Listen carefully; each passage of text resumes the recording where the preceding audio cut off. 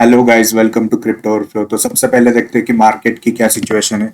तो market is up by 1.84%। तो अगर आप देखोगे, बिटकॉइन भी 3.44% से अप है और इथेरियम भी 3.46% से अप है। तो ओवरऑल कल की कंपैरिजन में आज मार्केट अप चल रहा है। बीएनबी में काफी आपको दिखाई देगा 5.7% से इंक्रीज है।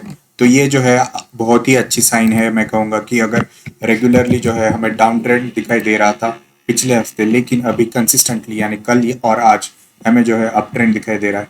हालांकि ये आपके लॉसेस तो रिकवर नहीं करेगा जो आपने पिछले महीने में एक्यूमुलेट करे होंगे, लेकिन ये बहुत ही अच्छी न्यूज़ है। अगर हम देखेंगे तो ऑल्ट कॉइन्स जैसे कि सोलाना और मीम कॉइन जैसे कि डॉज कॉइन भी अप है, और ये बहुत ही अच्छी बात है। तो ओवरऑल मार्केट जो है रिकवर कर रहा है, तो ये तो अच्छी खबर है। अगर हम देखेंगे लास्ट के 24 आवर्स में आपको सब कुछ ग्रीन दिखाई देगा, लेकिन लास्ट के 7 डेज में अभी भी बिटकॉइन और इथेरियम डाउन चल रहे हैं। और अगर हम देखेंगे कुछ मीम कॉइन्स, तो वो भी काफ़ी अच्छा परफॉर्म कर रहे हैं कंपेयर टू बिटकॉइन और इथेरियम। तो अगर हम देखेंगे फियर एंड ग्रीड इंडेक्स, तो फियर एंड ग्रीड इंडेक्स अभी है 9, जो अभी भी एक्सट्रीम फियर में है, लेकिन मैं कहूँगा कि इम्प्रूवमेंट है ओवर द नंबर्स जो हमें लास्ट वीक दिखाई दे रहे थे। तो अभी की जो वीक चालू हुई है मंडे से, वो काफ़ी अच्छी हमें दिखाई दे रही है। फियर इंडेक्स अभी 9 पे गया है, लेकिन पिछले वीक तो वो 6 तक गिर गया था। तो अगर हम बात करें बिटकॉइन की, तो बिटकॉइन की प्राइस अभी है $21,220, जो $17,500 को टच होकर आई है ऊपर। तो ये जो आप देख रहे हो, ये बिटकॉइन का वीकली चार्ट है। और अगर आप यहाँ पर ध्यान देंगे तो ये पिछले वाले वीक की कैंडल है जो आपको रेड में दिखाई दे रही है, और दूसरे सर्कल में जो है ये मार्च ऑफ 2020 की आपको कैंडल दिखाई दे रही है। तो अगर आप ऑब्जर्व करोगे तो इन दोनों कैंडल्स में कुछ सिमिलैरिटी है।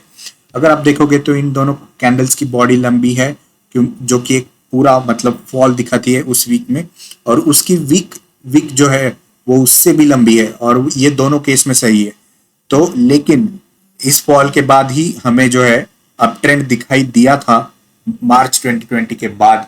तो अगर आप यहाँ पर ऑब्जर्व करोगे तो इसके बाद कंसिस्टेंटली बिटकॉइन की प्राइस बहुत मतलब उसके ऑल टाइम हाई तक भी गई थी, उसके पहले गिर गई थी, लेकिन बहुत अच्छी रिकवरी हमें आप यहाँ पर देखने को मिली है।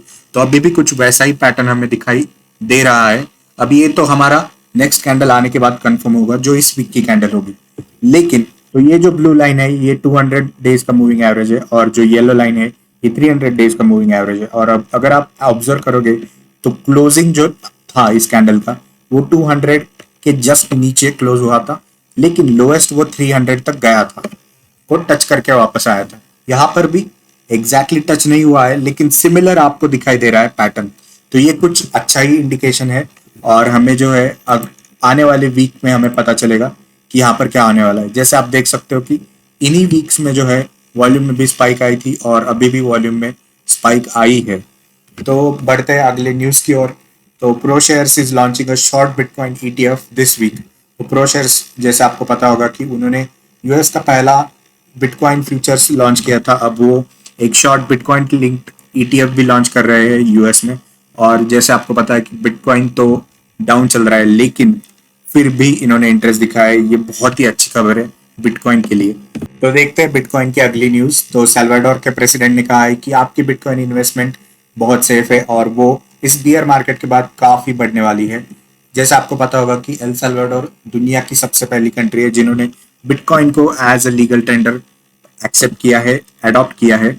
और ऐसी दूसरी कंट्री का नाम है सेंट्रल अफ्रीकन रिपब्लिक। तो इन्हीं दो देशों में बिटकॉइन जो है लीगल टेंडर माना जाता है। और इन्होंने ऐसा कहा है कि बिटकॉइन की जो है एडवाइस उन्होंने ऐसी दी है कि stop looking at the graph and enjoy the life.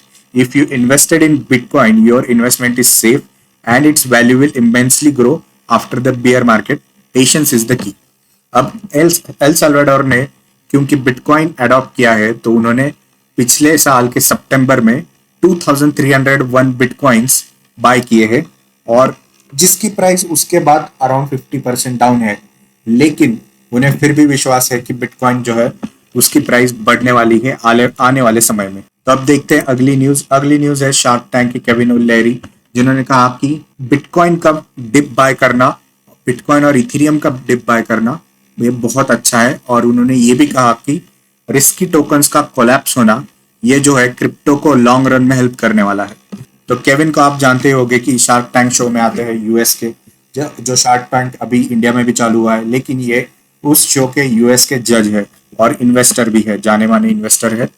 तो उन्होंने ऐसा कहा है। तो उन्होंने ऐसा क्यों कहा? तो पहले तो आपको ये देखना पड़ेगा कि जो मेजॉरिटी ऑफ द ट्रेडिंग होती है कमोडिटी की या किसी भी चीज की, वो यूएस डॉलर में होती है और यूएसए का बहुत ज्यादा कंट्रोल रहता है उसके ऊपर। तो अगर हम देखेंगे तो भले ही क्रिप्टो की प्राइस गिर रही है, लेकिन उसमें का जो इंटरेस्ट है लोगों का वो बढ़ रहा है। तो इसके चलते आपको क्रिप्टो को रेगुलेट तो करना ही पड़ेगा, चाहे आप अडॉप्ट करो या मत करो। लेकिन अगर आप क्रिप्टो को अडॉप्ट नहीं करोगे तो कोई और कर लेगा।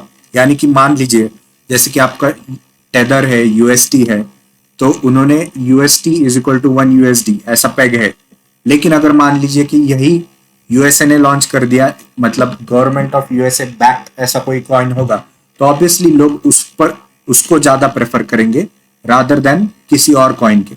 और अगर यूएसए नहीं करेगा तो कोई ना कोई और देश कर देगा। तो इसलिए एडॉप्शन भी उतना ही इंपॉर्टेंट है, रेगुलेशन भी इंपॉर्टेंट है। तो इसके चलते उन्होंने कहा है कि जो रिस्की टोकन्स है वो कोलैप्स होते हैं तो कोई फर्क नहीं पड़ता, लॉन्ग रन में जो है क्रिप्टो का फ्यूचर अच्छा होने वाला है, खास करके बिटकॉइन और इथेरियम का। इसलिए उन्होंने डिप को बाय करने की सलाह दी है। अब देखते हैं अगली न्यूज। तो Tether faces ransom demand on massive denial of service attack according to CTO. तो टेदर के जो सीटीओ है उन्होंने ऐसा बताया कि उन्हें रैंसम यानी फिरौती की डिमांड हुई थी एक massive denial of service attack की। अब आपने डीडॉस तो सुना ही होगा, तो वो वैसा ही है, distributed denial of service attack हुआ था टेदर के नेटवर्क पर। और उन्होंने कहा था कि उनकी रिक्वेस्ट जनरली होती है 2000 रिक्वेस्ट इन 5 मिनट्स, वो बढ़ गई थी 8 मिलियन रिक्वेस्ट इन 5 मिनट। मतलब उन्होंने इतनी रिक्वेस्ट डाली। तो ये इस अटैक का नेचर ऐसा होता है कि उस नेटवर्क को आप फ्लड कर देते हो रिक्वेस्ट से, यानी जो आपका जेन्युइन आदमी उस नेटवर्क से इंटरेक्ट करने का ट्राई करता है तो वो कर नहीं पाता, क्योंकि नेटवर्क जो है ओवरवेल्म हो जाता है रिक्वेस्ट के साथ और अच्छे से परफॉर्म नहीं कर पाता।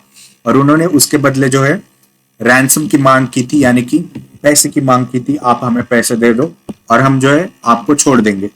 तो ये जो है कुछ इस तरह की रिपोर्ट है। तो आज के क्रिप्टो अपडेट में बस इतना ही, मिलते हैं अगली वीडियो में।